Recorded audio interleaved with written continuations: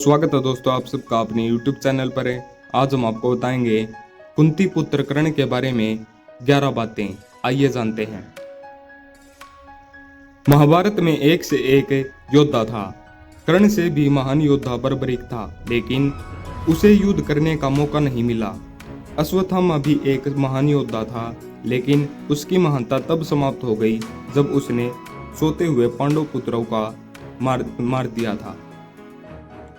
एकलव्य को भी महान माना जा सकता है, लेकिन वह भी युद्ध में नहीं लड़ा, तब उसकी महानता कैसे सिद्ध होती।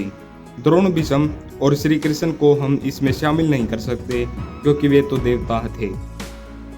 दरअसल कर्ण ही एक सर्वश्रेष्ठ योद्धा थे, जिन्होंने विपरीत परिस्थिति के बावजूद खुद को एक श्रेष्ठ योद्धा के रूप में स्थापित किया था, और वह भी धर्मसम्मत रूप से।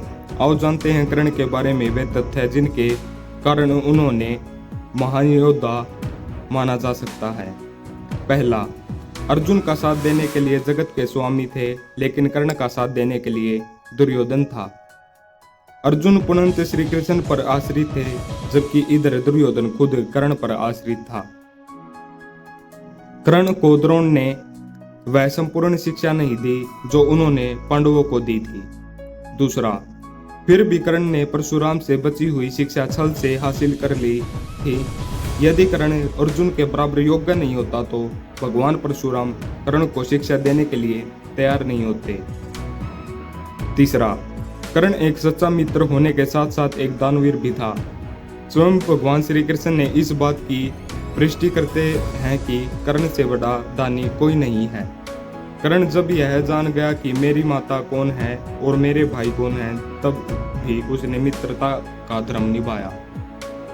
चौथा, श्री कृष्ण की योजना के तहत कर्ण के कवच कुंडल को छल पूर्वक अर्जुन के पिता इंद्र द्वारा हथिया लेने के बावजूद भी कर्ण ने युद्ध को एक योद्धा की तरह लड़ा। पांचवा, कर्ण ने जरासंध को अकेले हराया था, वही भीम ने श्री कृष्ण की मदद से जरासंध को छल से के द्वारा मारा था। छठा, कर्ण के पास भगवान परशुराम द्वारा दिया गया शिव का विजय धनुष था।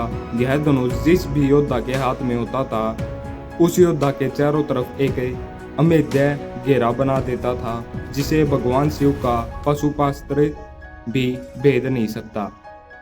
कर्ण को महाभारत में तब तक नहीं मारा जा सकता था तब जब तक उसके हाथ में वह धनुष था।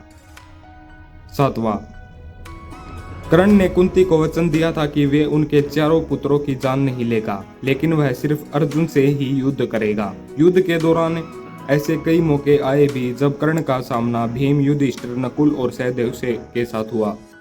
वे वो चाहता था तो उन सभी को मार सकता था, लेकिन उसने ऐसा नहीं किया, क्योंकि एक योद्धा का वचन ही उसके लिए सर्वश्रेष्ठ होता है। आठवां, जिस द्रौपद को 105 भाई मिलकर जीत नहीं पाए, उसे कर्ण ने दिग्विजय के दौरान अकेले ही हराया था।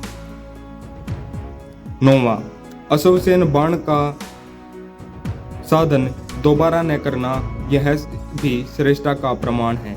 अश्वसेन एक नाग था जो कर्ण के धनुष पर चढ़ गया था, और उसने कहा था कि तुम मेरा साधन करो तो मैं वहां पहुंचकर अर्जुन को डसकर अपना बदला पूरा करूंगा, क्योंकि अर्जुन ने खांडव वन दाह के समय मेरी माता को मारा था। लेकिन कर्ण ने अश्वसेन को इनकार कर दिया था। 10वां, जब श्री कृष्ण ने कर्ण को यह बताया कि तुम पांडवों के सबसे बड़े भाई हो, तो कर्ण ने कहा कि हे कृष्ण, मेरी मृत्यु तक पांडवों को यह मत बताना कि मैं उनका बड़ा भाई हूँ, अन्यथा उनकी लड़ाई मेरे प्रति कमजोर पड़ जाएगी। कर्ण की यह बात सिद्ध करती है कि वह पांडवों के प्रति किसी भी षड्यंत्र में शामिल नहीं था, फिर भी युद्ध के सामने योद्धाओं की तरह लड़ा। 11वां, महाभारत के एक प्रकाशनवार जब कर्ण के बाणों के प्रहार से अर्जुन का रथ कुछ इंच पीछे चला जाता है और श्री कृष्ण की उसकी प्रशंसा करते हैं, तब अर्जुन कहता है कि मेरे बाणों से कर्ण का रथ कई गज पीछे चला गया, तब आपने मेरी प्रशंसा नहीं की। अर्जुन की इस बात पर भगवान श्री कृष्ण कहते हैं कि कर्ण के रथ पर कर्ण और महाराज शल्य बैठे हैं, परंतु तुम्हारे रथ पर मैं यानी भगवान नारायण और महावीर हनुमान बैठे हैं। तब भी कर्ण ने तुम्हारा रथ पीछे धकेल दिया। सोचो यदि महावीर हनुमान नहीं होते तो क्या होता। ऐसी वीडियो देखने के लिए हमारे चैनल को सब्सक्राइब करें।